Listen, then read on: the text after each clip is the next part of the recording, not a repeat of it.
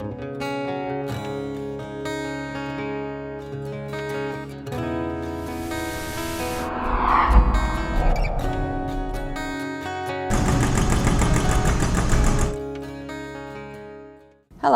I'm Ann Farrow, Administrator of the Federal Motor Carrier Safety Administration. 9 out of 10 fatal crashes involving trucks and buses are the result of driver error. Nearly half of those deaths are caused by the commercial vehicle driver. More people die on rural roads and in work zones than anywhere else. These tragedies are preventable, and traffic enforcement is the key to preventing the tragedies from happening in the first place. At the U.S. Department of Transportation, safety is our #1 priority. And to meet this mission, we rely on our partnership with you, the nation's state and local law enforcement officers. Your leadership on the front lines is our greatest hope in achieving 0 deaths on our nation's roads and highways. Whether you're here, or whether you're here, stopping commercial trucks and buses that violate traffic laws is critically important to reducing fatalities and injuries on our nation's roadways. Good morning, I'm Rich Carmona. As a longtime Deputy Sheriff and the 17th Surgeon General of the United States, I made a difference in combating major health issues facing Americans.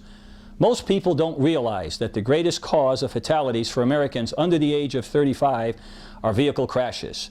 And the cost to Americans of treating injuries that result from traffic crashes is more than $160 billion every year. We need law enforcement to help us eradicate traffic deaths, as the medical profession has eradicated some epidemics that have plagued our nation throughout history. As a deputy sheriff, my colleagues and I continue to make a difference through traffic enforcement, one stop at a time. And I understand the importance of including trucks and buses in my enforcement activity. And of particular importance is taking fair and appropriate enforcement action on rural roads and in and around work zones. When trucks and buses crash, the results are often devastating. Imagine 26,000 to 80,000 pounds crashing into your patrol car, or worse, your family's car. Get out of the road! When these crashes occur, deaths or serious injuries usually result.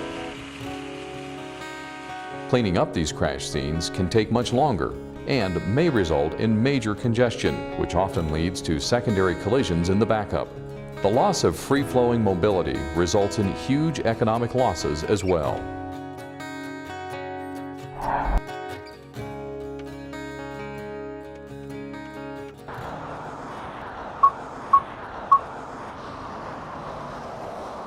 I don't want to deal with that.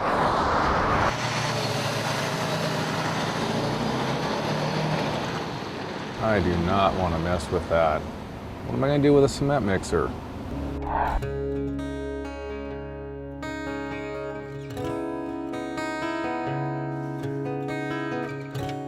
The fact is that most sheriff's offices operate in rural areas. 64% of traffic fatalities involving commercial vehicles happen on rural roads. All the more reason for sheriff's offices to focus on commercial vehicles that violate traffic laws in your community.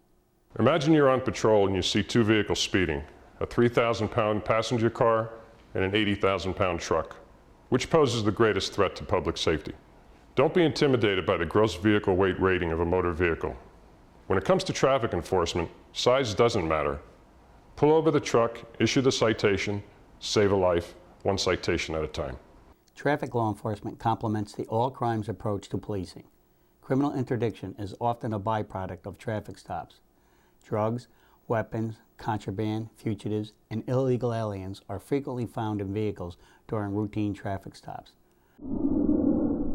On April the 19th, 1995, I was able to arrest a mass murderer, Tim McVeigh. Tim McVeigh had bombed the Alfred P. Murrah building in Oklahoma City. Through a routine traffic stop, I was able to contact Tim McVeigh that day. Had a lawful reason to stop him, even though I didn't know who he was at the time. Some people think routine traffic stops are a nuisance. Traffic stops are very important to our society.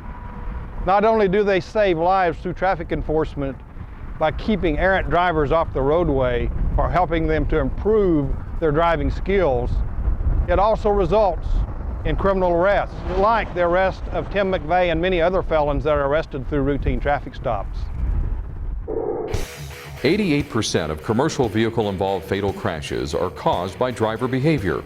And the most common behaviors causing these crashes are improper lane use, distracted driving, speed, failure to yield, following too closely, aggressive or reckless driving, stop sign and red light violations, and driving under the influence of alcohol or drugs.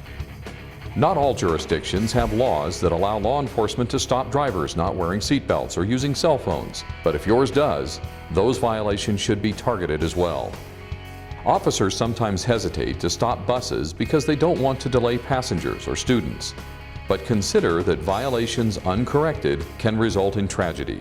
Make the stop, complete it as quickly and safely as possible, and get them on their way.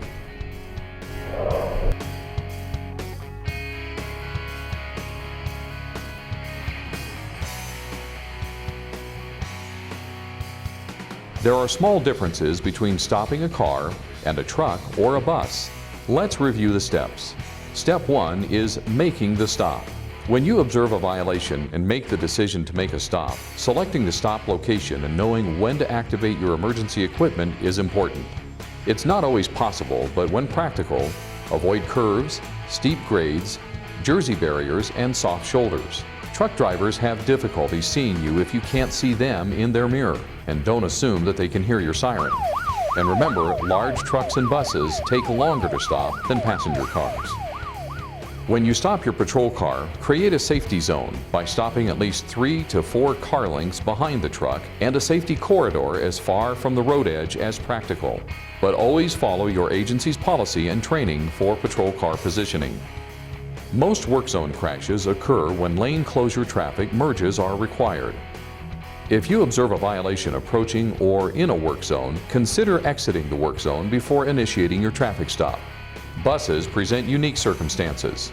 First, passengers should be kept on the bus and not allowed to get off the bus and mill around.